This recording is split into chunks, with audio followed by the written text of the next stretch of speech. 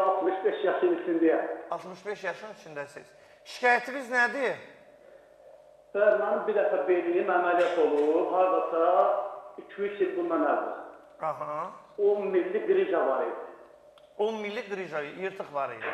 Bir dəfə əməliyyat olmuşam. İkinci dəfə, deməli, yenə də belim ayrıldı, aşağı ilə ortadan belə bir özümdə hiss elədi, belim ayrıldı. Getdim həkimə, həkim dedi, sənin belində qrija var.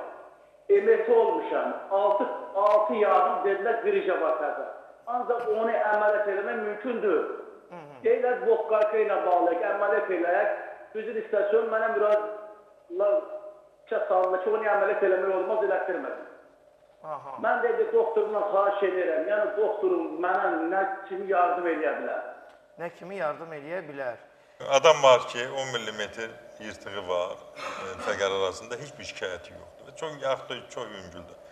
Adam da var ki, 3 millimetr orada yırtığı var, tərpənə bilmir.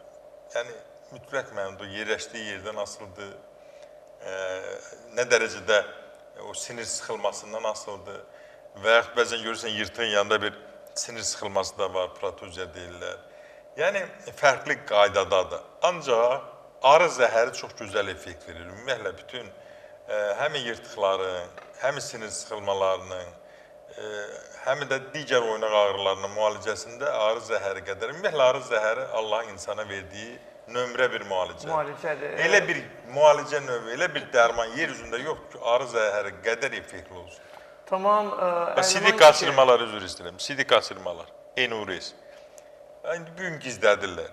Bilirsən, nə qədər xanımın, ananın, qızın problemidir, nə qədər kişinin problemidir. İnsanların bir-birinə xəbər utandığından demir, həkimə müraciət eləmir.